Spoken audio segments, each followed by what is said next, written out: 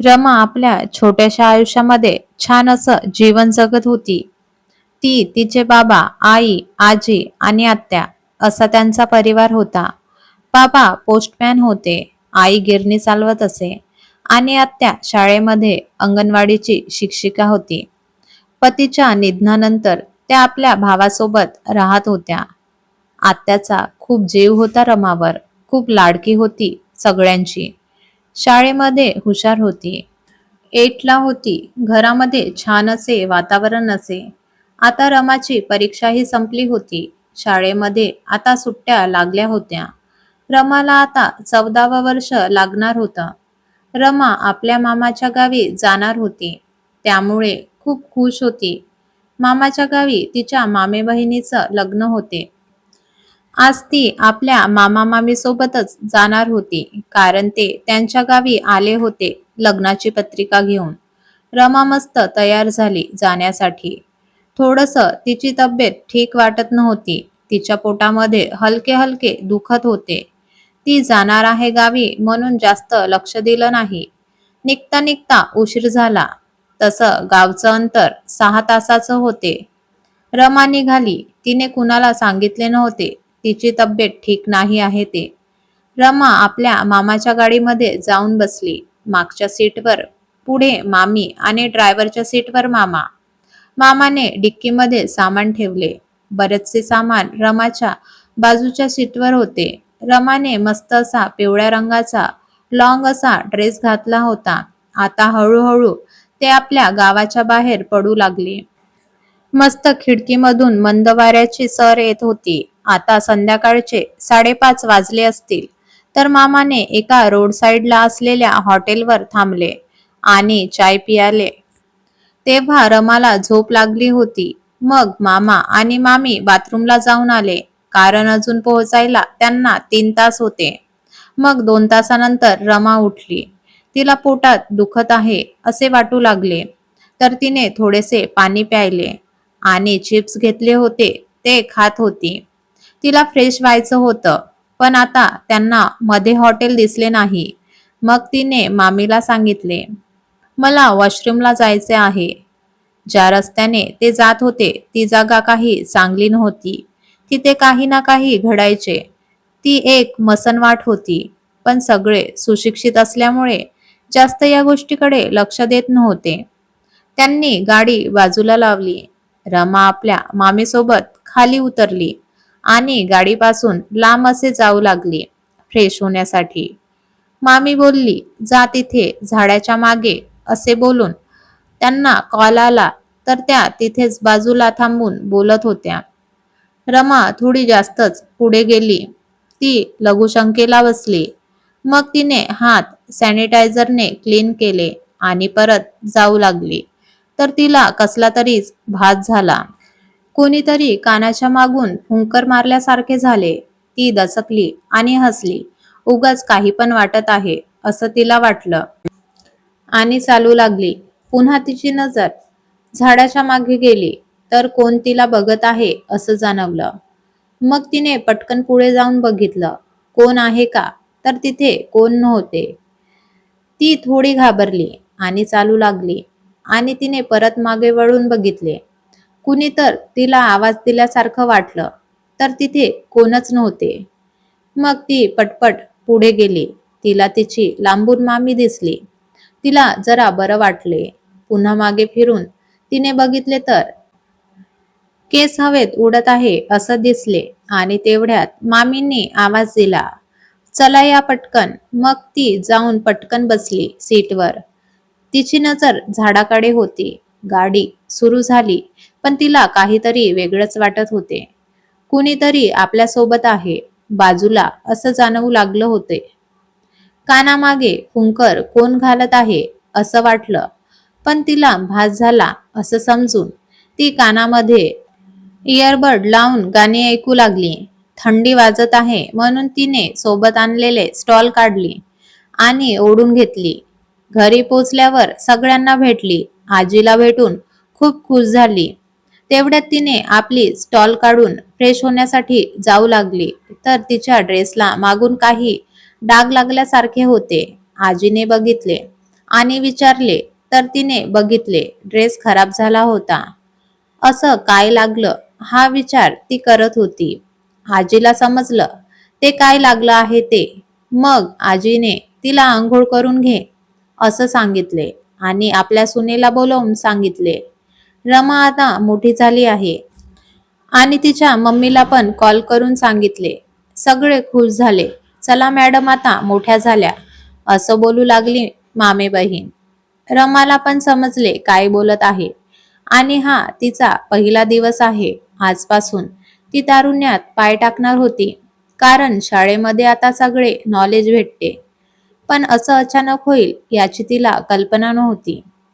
मग तिला तिच्या मामे बहिणीने सांगितले सविस्तर सगळे काय करायचे आणि काय नाही. आणि नंतर मामे बहिणीसोबत गप्पा सुरू झाल्या. मामाचे घर मोठे होते, प्रत्येकाला रूम होते. तिला तिच्या मम्मीची रूम आवडायची, जी अगोदर तिच्या मम्मीची होती. तिने ती रूम त्या रूममध्ये राहील असे सांगितले. मग तिने आपले सामान नीटनेटके लावले आणि थोडा रेस्ट केला. पण काही वेळाने तिला काहीतरी बाजूला आहे असं वाटलं. तर पटकन उठून बघितले तर तिथे काहीच नव्हते. तिला घाम फुटला होता. गरमीचे दिवस होते. मग तिने आपली खिडकी खोलली आणि बाहेर बघू लागली. वाऱ्याची झुळूक हळूहळू येत होती. ती त्यात हरवून बाहेर बघत होती. तेवढ्यात कोणी तर तिला जोरात चपराक लावली असे वाटले. ती दचकली. असा अचानक घडलेल्या प्रसंगामुळे पण तो भास आहे असं वाटले. नंतर ती जाऊन बेडवर पडली तर तिच्यासोबत कोणीतरी बाजूला पडले असं जाणवलं. आजीच्या आवाजानं ती दाराकडे बघते. आजी बोलते, चल बाय जेवण करून घे, पान वाढायला घेतलेत. ती आजीकडे घाबरून बघते. आजीला वाटले अचानक दिलेल्या आवाजाने दचकली असेल. आजी हसते आणि घेऊन जाते तिला आपल्यासोबत. रात्री जेवण करून रमा आपल्या रूम मध्ये येते आणि मोबाईल मध्ये बघत बेडवर बसते. तेवढ्यात आपण कोणाच्या तरी मांडीवर बसलो आहे असं तिला वाटते. तेवढ्यात ती पटकन उठून मागे बघते तर काहीच नसते. ती स्वतःलाच हसते आणि झोपायची तयारी घड्याळात बघते. 10:30 वाजलेले असतात. मग तिला झोप लागते. रात्री ती 11:45 ला उठते, फ्रेश होते. बाहेरच कडेला वॉशरूम असतो आणि ती येऊन झोपायला बेडवर पडते. तिला कोणी तर आहे असं वाटतं. ती दुर्लक्ष करून डोळे बंद करते तर कोण तिचे समोर बसले आहे असं वाटते. डोळे उघडून बघते तर तिचे केस लटकत आहेत. एक बाई केस मोकळे सोडून तिचे बेडवर जी जागा आहे तिथे बसली आहे आणि तिचे केस रमाच्या तोंडाच्या थोडेसे वर लटकत आहे आणि ती तिच्याकडेच नजर टाकून बसली आहे हे दिसते रमाला. ती खूप घाबरते. तिच्या तोंडातून आवाज येत नाही. ती हालायचा प्रयत्न करते पण हलू शकत नाही. तेवढ्यात ती बाई तिच्या जवळ येण्याचा प्रयत्न करते. रमा देवाचे नाव मनात घेऊन जोरात उठण्याचा प्रयत्न करते आणि खाली पडते. पण तोंडातून आवाज फुटत नाही. तिचे दार जे तिने बंद केले नव्हते ते बंद झाले होते. अचानक रूममध्ये गारवा निर्माण झाला होता. कुत्र्याचा भुंकण्याचा आवाज सुरू होता. 12:30 वाजले होते. ती बाई हलून तिच्या पुढे आली आणि बोलली, मी तुझीच वाट बघत होते असं बोलून तिच्यात शिरते आणि तेवढ्यात रमा बेहोश होऊन खाली पडते आणि थोड्या वेळाने दार खोलून बाहेर जाते आणि दरवाजाच्या बाजूला जाऊन मांडी घालून बसते. पहाटे आजी उठून आंघोळ करून देवाचे नामस्मरण करून जप सुरू करते. तोच आवाज रमाच्या कानावर पडतो. तोच. ती आजीकडे रागाने बघून रमा तिच्या खोलीत न बोलता निघून जाते. आजी विचारते, कुठे गेली होतीस? ती नजर रोखून ठेवून दार लावून घेते. आजी आणि त्याच घरात काम करणारी शांती हे बघून चिंताग्रस्त होतात. आजीला वाटते मॉर्निंग वॉकला गेली असेल, पण शांतीला समजते हे काय तर बाहेरचं आहे. कारण तिचा ड्रेस पूर्णपणे मागून पूर्ण भिजलेला असतो रक्ताने. ती लगेच बोलते, आजी काहीतरी वेगळंच दिसतंय. असं बोलून आजी तिला शांत बस, काय पण बोलू नको बोलून कामाला लागतात. सकाळचा नाश्ता करण्यासाठी शांती जाते बोलवायला तर ती तशीच बसलेली असते मांडी घालून. केस मोकळे सोडून खूप भयानक दिसत असते. रूम मध्ये कुब्बट वास भरलेला असतो. शांती नाक पकडून बोलते, बाय, नाश्त्याला बोलवलंय. ती मला आता भूक नाही असे बोलते आणि जा म्हणते शांतीला. दुपारचे 12 वाजता रमा पलंगावर केस मोकळे सोडून हवेत लटकत आहे. असे उलटी झोपलेली असती आणि जोरजोरात खिडकीचे दार बंद आणि चालू करत असते. जोराचा आवाज बघून सगळे जातात. तर काय, पूर्ण अंधार पसरतो भर दुपारी. तिचे रूम मध्ये लाल उजेड असतो आणि रमा दात काढून हसत असते. आणि जोरात हे बघून दरवाजामध्ये उभी असलेली आजी, मामा मामी आणि शांतीला बघून घोगऱ्या आवाजात, माझ्या आड नका येऊ म्हणते, नाहीतर, आणि दरवाजा बंद करते आणि जोरजोरात हसते. एक आजी हे बघून खूप घाबरते आणि रडायला लागते. शांती म्हणते, बाईसाहेब, मी गावात जाऊन गंगा अक्काला घेऊन येते. तिला कळतंय काय आहे आणि काय नाही ते, आणि जाऊन तिला घेऊन येते. गंगा अक्काला शांती सगळं सांगते, घडलेला प्रकार. ती बोलते, ठीक आहे, मी येते. तुम्ही जा पुढे, आणि हो, दरवाजा बाहेरून बंद करून घ्या मी येईपर्यंत, आणि जर काही संकट आलं तर गंगाजल सोबत ठेवा. मग शांती येते घरी. सगळे टेन्शन मध्ये बसलेले असतात. आजी म्हणते, माझी बाय, असे म्हणून रडते. माझी बाय आता तर मोठी झाली असं बोलून रडते. तेवढ्यात गंगा अक्का येते आणि ऐकून म्हणते, काय, ती आताच मोठी झाली आहे का? हो. आजी म्हणते, कालच समजलं. जेव्हा ती आली काल तेव्हा. तेवढ्यात गंगा अक्का जरा ओरडूनच विचारते, कुठे रस्त्यामध्ये थांबली होती का ही? मामी विचार करून नाही म्हणते आणि लगेच बोलते, हो, फ्रेश होण्यासाठी आम्ही कोलदरीत थांबलो होतो. गंगा अक्का डोक्याला हात लावून म्हणते, ती चांडाळ्यांनी अवदसा आली हो. ती वाट धरूनच बसली होती, नवीन तारुण्यात पाय टाकणाऱ्या पोरीच्या.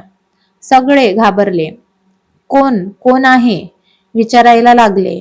तेवढ्यात दरवाजा जोरजोरात वाजू लागला आणि रक्त बाहेर येत होते. दरवाजातून उघडदार असा भेसूर आवाज येत होता.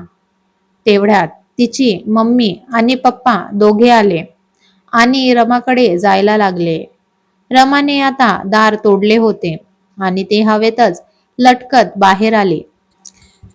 केस तिचे उडत होते. खूप भयानक दिसत होती, पूर्ण रक्त माखलेली. गंगा अक्काने तिच्यावर गंगाजल टाकले तर ती खाली पडली आणि बोलली, सोड मला थेरडे, माझ्या नादाला लागू न ग. असं बोलून तिने बाजूला असलेले सामान उचलून गंगा अक्काकडे फेकले. तेवढ्यात ती खाली पडली आणि रंगने अधून तिच्यावर गंगाजल फेकू लागली. बोलली, सोड तिला. का तिला पकडलास तू? ती हसली आणि बोलली, मी नाही पकडलं. ती स्वतःहून आली माझ्याकडे. माझ्याकडे येऊन तिने मला बंधनातून मुक्त केलंय. मला जे अडकवून ठेवलं होतं त्यातून मी मुक्त झाले. हा हा हा. असं बोलून हसू लागली भेसूर आवाजात. रमाची आई बोलली, सोडा माझ्या मुलीला, सोडा. तेवढ्यात गंगा अक्काने तिच्या अंगावर गंगाजल शिंपडले आणि ती खाली पडली आणि रडू लागली. तेवढ्यात तिला पकडून बांधून ठेवायचा हा प्लान होता. गंगा अक्काने शांतीला इशारा केला. तिने तिला बांधून ठेवले आणि गोलाकार करून गंगाजल शिंपडले आणि विचारले, का तिला धरलंयस? सांग. ती बोलली, माझं नाव शकू. मी 11 वर्षाची होते. माझं लग्न लावून दिलं. मी मोठी पण नव्हती झाली. नवरा माझा माझ्या वयाने दुप्पट. त्याने मला खूप त्रास दिला. माझं लहानपण त्यानं बघितलं नाही आणि मला शारीरिक त्रास दिला आणि मेला काळतोंड्या. पुढच्या वर्षीच सर्प चावला त्याला. सासू माझी लय वंगाळ. तिने लय छळ केलाय माझा. सगळं काम करून घ्यायची, मी पण काही नाही म्हणून जगत होते. हेच माझं आयुष्य असा विचार करून जगत होते. मी 15 वर्षाची झाले आणि मला पहिली पाळी आली. अंगात मांस नव्हतं जास्त म्हणून सगळ्यात उशिरा मला पाळी आली. ते पण नवरा गेल्यावर. त्यात थंडीचे दिवस. सासूने मला बाहेर काढलं. बोलली, बाहेर बसलीयास, तुला घरात नाही घेत मी. तू 8 दिवस बाहेरच राहा. माझं लुगडं फेकलं. माझ्या अंगावर सामान दिलं. बाजूला मला सगळं बाहेरचा कामच करू देत. जेवण पण एकच वक्ताचं दिलं. फाटकी गोधडी फेकली माझ्या अंगावर. कसंबस 8 दिवस गेलं. तिनं मला घरात बोलावून घेतलं. पण मला अजून पाळी सुरू होती हे तिला समजलं नाही. रातच्याला म्या झोपले होते तेव्हा तिनं बघितलं माझ्या लुगड्याला रक्त लागलेले आणि तिने लय मारलंय मला. माझं घर अशुद्ध केलंस असं. तेवढ्या थंडीत माझ्या अंगावर थंडगार पाणी ओतलं. पुरी रात बाहेर ठेवलं. थंडीनं म्या जाग्यावर केस सोडले. केस सुकवत बसले होते. तिनं अजून पाणी टाकलं. पाण्यात बस बोलली आणि दार बंद केले. म्या रातीच गेले थंडीने. सकाळी पूर्ण उंबरठा लाल झाला होता रक्ताने. तिने कोणाला कळण्याच्या आत आपल्या घरगड्याला बोलवून धुवून घेतला आणि मला कोलदरीत झाडाच्या मागं पुरलं. असं बोलून रडू लागली ती. घडलेला प्रकार ऐकून सगळ्यांना दया आली. तेवढ्यात ती बोलली, म्या त्या कुत्रीला कवाच संपवलंय, पण तिच्या घरगड्याने कुणा मांत्रिकाला बोलून मला इथं बांधून ठेवलं होतं. जोपर्यंत मला पहिली पाळी आलेली कोणी माझ्याकडं येईल तेव्हा मी मुक्त होईल. आता मी मुक्त झाले असं बोलून हसू लागली. मला पण जगायचं हाय हिच्यात असं बोलून हसू लागली जोरजोरात.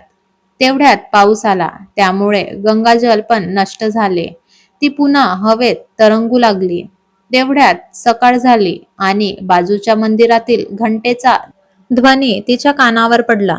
तेवढ्यात ती खाली पडली आणि त्याच संधीचा फायदा घेऊन तिच्या गळ्यात एक ताबीज घातला आणि रमा बेहोश झाली. सकाळी पंडितांना बोलवून सर्व विधी करून तिचा हाडाचा सापळा तिथून काढून तिला रमाने अग्नी दिली आणि ती मुक्त झाली. ही कथा आवडली असल्यास लाईक करा, शेअर करा आणि सबस्क्राईब करा. धन्यवाद.